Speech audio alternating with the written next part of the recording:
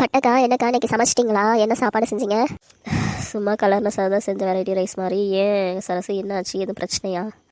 அது இல்லைக்கா, cylinder order போட்டு 20 நாள் கிட்ட ஆகுது, இன்னும் வரலக்கா. வீட்டில் ரொம்ப கஷ்டமாக இருக்குது, கரண்ட் அடுப்பு வச்சு தான் பண்ணிகிட்ருக்கோம். நான் என்ன பண்ணுறதுன்னு தெரியல.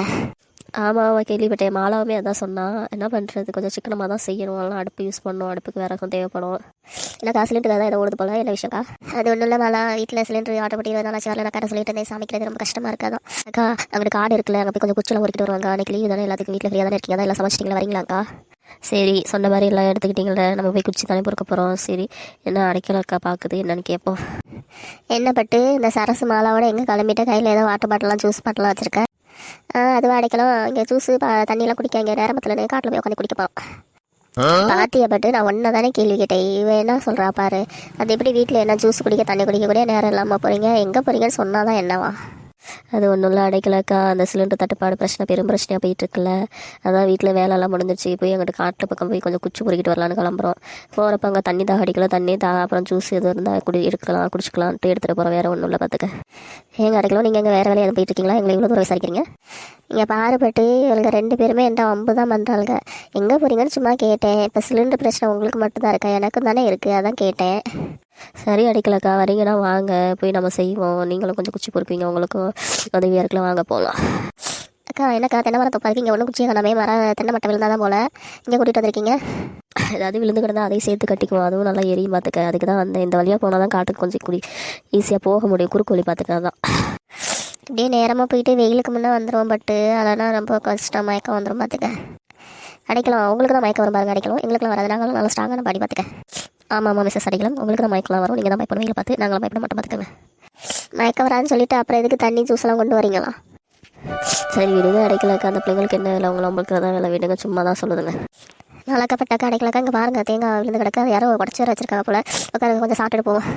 அரசு யாரோ உடச்சி வச்சு தான் நீ பாட்டுக்கு எல்லாத்துக்கும் நமக்கு உடச்சி கொடுத்துட்டேன். அந்த சண்டை போட போகிறாங்க, அதுக்குள்ளே கிளம்பிடலாவா?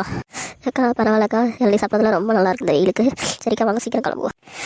ஏறுபட்டு இப்போ பனைமரம் வழியாக போகிறோமா, அடுத்த நொங்கு பறிக்கிறேன்னு சொல்லுவாங்க பாரு 2 பேரும்.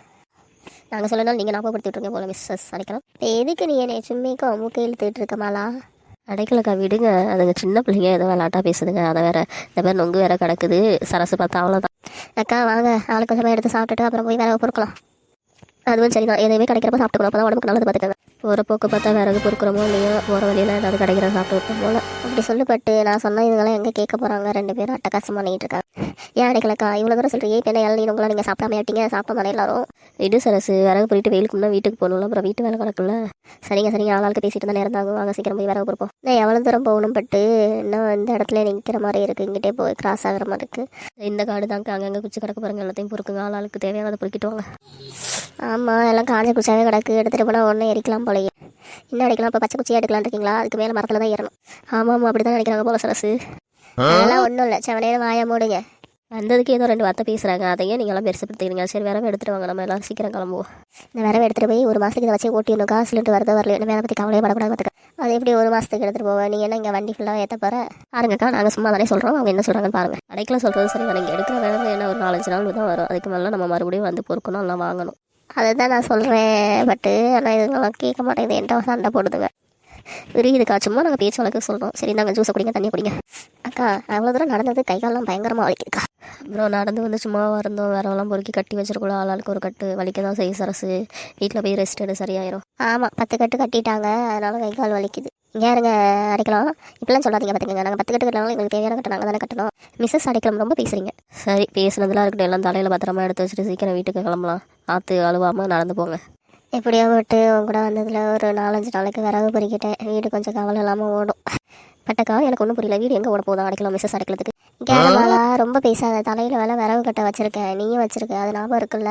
எல்லாம் ஞாபகம் இருக்குது அடைக்கலக்கா. இருந்தாலும் நீங்கள் சொன்னதுக்கு தானே நாங்கள் பதில் சொல்கிறோம். இப்படியே ஆளாளுக்கு பேசிட்டு இருந்தால் எப்போ வீட்டுக்கு போகிறது? சீக்கிரம் வேகமாக நடங்க, வீட்டில் போய் வேலை கிடக்கல. அதுக்கு இந்த வீடியோ பிடிச்சா சப்ஸ்கிரைப் பண்ணுங்கள், லைக் ஷேர் பண்ணுங்கள்.